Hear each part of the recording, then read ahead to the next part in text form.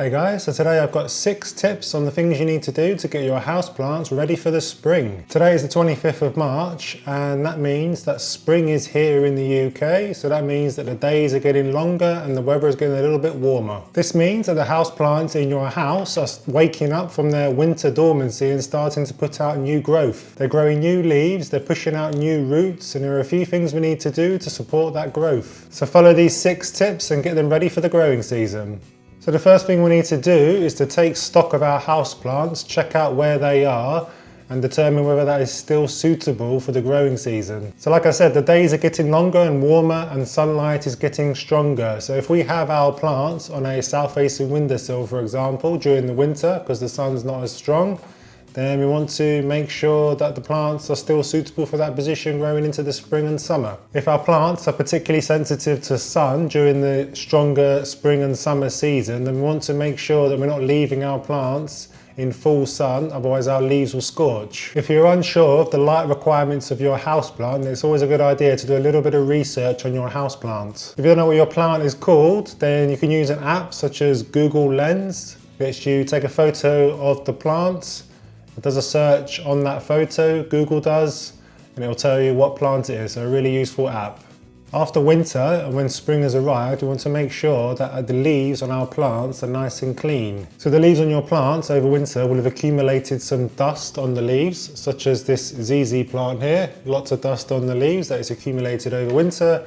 So it's always a good idea just to go through, check the level of dust on the leaves on your plants, and give them a wipe clean. The reason for that, of course, is because plants need light to photosynthesize, and if there's a layer of dust on your plant's leaves, then that's going to inhibit the plant's ability to photosynthesize, store energy, and push out new growth during the spring and summer, so you might get slower growth. So I tend to go through my houseplants. I'll grab a damp cloth such as this.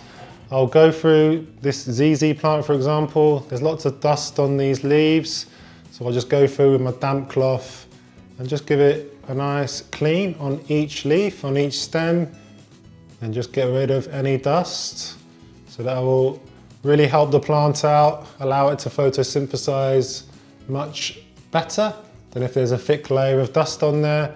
So I'll do that during the spring for most of my houseplants. Firstly, I'll just go around and check that they're not too dirty, and if they are, I'll go through with a damp cloth and give them a good clean. If you have a particularly large plant with lots of leaves and it's a bit dusty, a bit dirty, then you can always take it upstairs to your bathroom and give it a spray, or you can take it outside into your garden and give it a spray with a hose, just clean off the leaves and then wait for it to dry and then bring it back inside. So once you've given your plants a good clean during the spring, then it's always a good idea just to check on them every once in a while, probably once every couple of months, just to make sure that their dust is not returning to the leaves too quickly, and if they are, then just give them a wipe down with your cloth. So I tend to do that when I'm watering my plants. I just go through, just check the leaves, check for any pests as well, and then just give them a wipe down if they're looking particularly dirty. And a good thing about doing this, of course, is that wiping down the leaves of your plants will kind of act as a pest prevention. So obviously spider mites could be lurking underneath the leaves,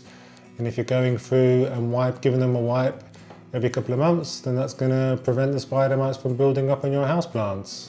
Your plants might be looking a little bit ragged after the winter season, so it's a good idea just to give them a prune to tidy them up. So you want to cut away any diseased or dying leaves from the plant, because you don't want your plant to be giving energy to those leaves that are diseased or dying. It's not going to do anything for the plant's health. And also pruning away these diseased and dying leaves will obviously tidy up the appearance of the plant. So here I've got this Ficus elastica teneki. This is a cutting I took from the mother plant last year. I've since just cut the main stem just to propagate it again. But as you can see on here, the bottom leaf has developed some browning, starting to go a little bit moldy. So it's a good idea, just if that happens on any of your plants, just to come through and just snip them off. That'll tidy up the appearance of the plant, and just discard that. And you'll have a nice, happy and healthy house plant if you do that to all your plants. Springtime's also an excellent time to start pruning and shaping your plants. So I've got this little jade plant here that I have. This was also a cutting from the mother plant that I took last year, and it's developed developed so high, but I cut it back again to propagate from this. So as you can see, where I took the cutting off this plant, it's starting to push out new growth. So I did this about 3 or 4 weeks ago, so it was really early spring. But as you can see, no problems in pushing out new growth on this plant. So obviously when you make a prune on a plant during the spring and summer, during the growing season, then it's going to be able to push out new growth much more readily, much more quickly. So it's a good time to kind of shape your plant. So as you can see, 2 new stems are developing off there, which is what I like with a jade plant. So eventually I'm going to have 2 stems shooting off in like a tree style fashion. Then I can always cut them back again to branch them out even further. So spring is a good time to do that. The nutrients in your plant's soil depletes over time, so it's a good idea just to repot them during the spring. This freshens up the soil because you'll be using fresh compost. It will give the plant a boost and it will get it ready for the growing season. The plant will be putting out its first leaf and root growth in a few months after winter. So we just want to make sure that the plant isn't root bound, just to support that new growth. So if our plants are root bound during the spring, then that's obviously going to inhibit its growth during the growing season. It's not going to grow as much. So we just want to take the plant out of its pot, just check that the roots aren't circling around the plant. There's not too many roots in the pot. If there are, then just up pot it with some fresh compost mix. Obviously if it's fine in the pot, then just put it back and let it grow on for the spring and summer. If you're not sure where to start with repotting your houseplants, then I've got a couple of videos, check them out. I've repotted a Philodendron Birkin, a Syngonium and a Calafea. I've done 3 videos on that, so check out those guys. I will add those to the description. You shouldn't have been watering your plants during the winter because your plants aren't actively growing during the winter, so they don't need much water.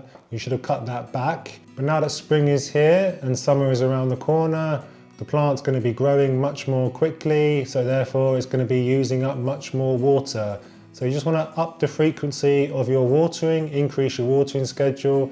So I increase my watering schedule to about once a week, once every 2 weeks for my houseplants, depending on how thirsty they are. Allow the soil of your plant to dry out thoroughly in between waterings. You don't want your plant to be sat in wet soil. That's not going to be good for the roots. It might develop root rot. And make sure that your plant has a well-draining soil mix so that the excess moisture in the soil can drain through. I bottom water most of my houseplants, probably about 80% of my houseplants, and I find this is much better than top watering because it evenly distributes the water throughout the soil, rather than if you just pour the water over the top, you might miss some areas. If you just pour it at the bottom of the saucer and let the soil let the moisture wick up through the soil, it gets an even distribution. Also, if you bottom water, it kind of encourages the roots to search down towards where the water is, so that's much healthier for your plant to have your roots at the bottom of the pot. I've got a full video on top versus bottom watering, so check out that video guys, I'll link to that in the description. Fertilizing your indoor plants is really important because plants like you and me need food to survive, need food and water.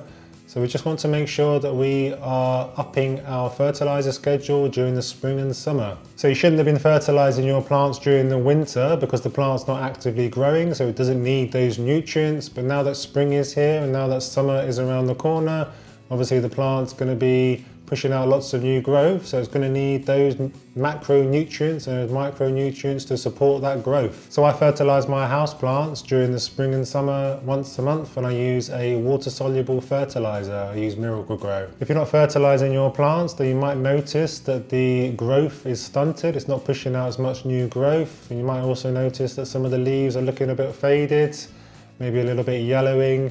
That's because the plant doesn't have enough nutrients. So we just want to make sure that we are fertilizing our plants during the growth season to support its growth. For indoor plants, generally we need a balanced fertilizer where more or less there's an equal amount of the nitrogen, phosphorus and potassium, with a few added micro ingredients as well to really help push out that new growth.